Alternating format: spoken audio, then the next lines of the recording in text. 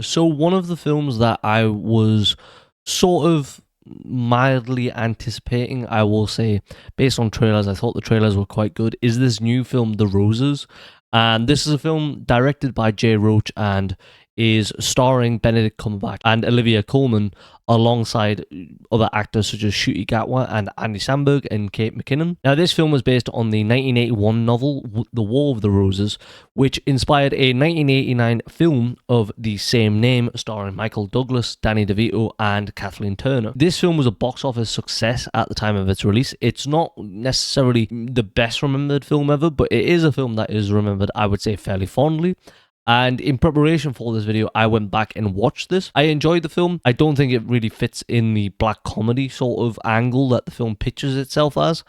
I think it's not very funny at all. It comes across to me more as just a black drama. There isn't very many jokes here. And at the end, when it sort of turns into a physical war between the two characters, in many ways, I don't really think it fits the tone. And I think it is somewhat a dramatic shift that I don't really think makes much sense.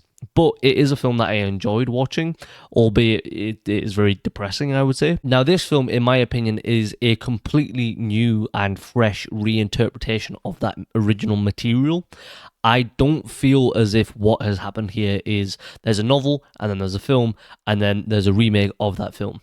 No, what we're seeing here is that there's a novel, and then 30, 40 years apart, we're getting two interpretations of that same source material. Now, again, I enjoyed the original film, but I will say that I think I massively prefer the more comedic nature of this film. I think it is relatively the same sort of straightforward premise that this couple is in a marriage, they're very happy, and then over time they start to resent each other, and then lo and behold, they eventually end up working towards a divorce, and then that divorce sort of turns into not a violent war, but a war of sorts, where they are attempting to outdo each other in some sort of like almost prank war, I would call it. And now how the couple acts is what I would say is different about this film. Again, it is tonally completely different. It is written quite different, I would say, as well. Now, in this interpretation of that original source material, there is fault on both sides. Now, you could argue that one probably starts it more than the other, but I will leave that to your interpretation when you watch the film. But I will say that I think that the film treads a fine line very well of treating both of the characters fairly and not feeling as if the film is biased either way.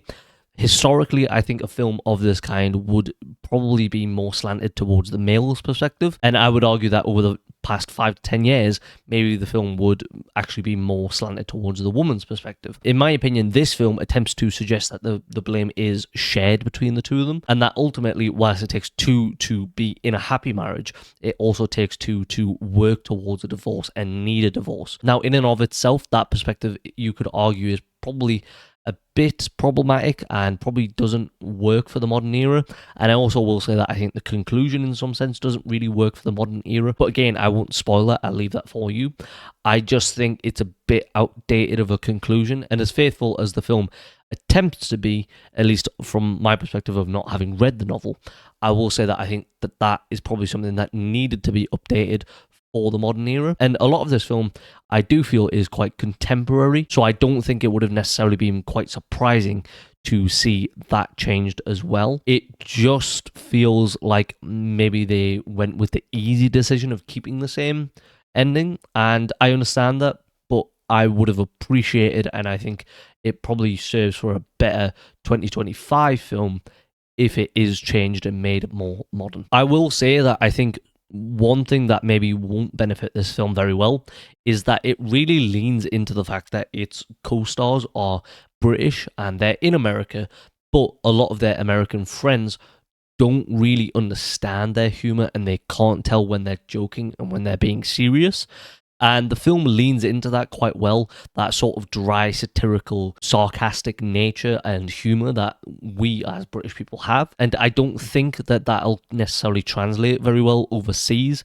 I could see a lot of overseas audiences, even Americans and Canadians, just kind of being like, I don't understand what this is trying to say. I don't understand a lot of these jokes. Or maybe they will be more in line with Kate McKinnon's character, who I thought was excellent in this film. She isn't really there to do anything other than be American coded and to sort of provide this American slant on humor of it's not sarcastic, it's very upfront about what she is, and it's making fun of her. I think McKinnon in this film is very upfront about just being there for the laughs, and she's not satirical in nature, she's not sarcastic in her nature. She is very funny, and I think it's very American to just sort of be more upfront with what the humor is, whereas it's much more of a British thing to have that sort of subtext go underneath, where you're not telling the person that it's a joke, you're kind of just hoping that it is and that they understand that it's a joke, and if they don't, then you're probably going to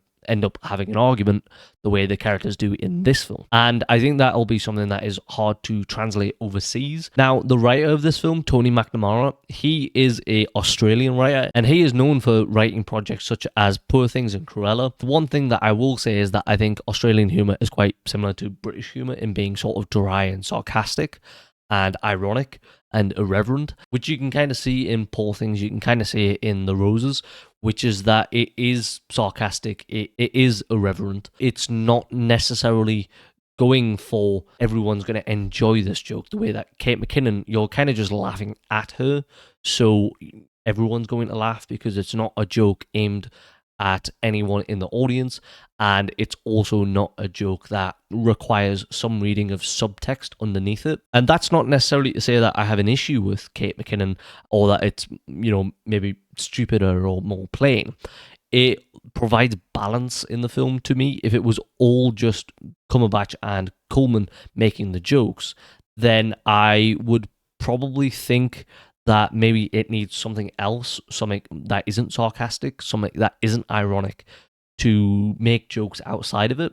So I think that she is a very welcome addition, and I thought it was a very smart idea to bring her on board for this. One thing that I will say about the comedy of this film is that it feels too over the top at times with its vulgarity. Now, this is something that I appreciate in a blockbuster because we don't necessarily get very much of this. A lot of comedy now is geared younger, and I understand that. That's where the money is. It makes sense. But I appreciated that this film goes for it in terms of swearing and sex jokes, dick jokes. I understand all that. But there were times where I was like, you've just swore 3 fucking times in this fucking sentence, and I don't really understand what the fucking point of it is. It's kind of swearing like that. And I understand that it's trying to convey a tone of this is a joke and I'm being sarcastic and joking here. But I also want you to understand that there is some sort of frustration beneath that. It makes sense within the context of the film, but there were times where I was like, this is kind of unnecessary. And it's not funny. I'm understanding what it is that you're putting across, but it doesn't really make me laugh in any way, so I'm kind of just going, oh, okay, yeah, they're annoyed at each other. The vulgarity, I will say, is constant. If you watch The Naked Gun, that film was very interesting for it's a joke every 30 seconds.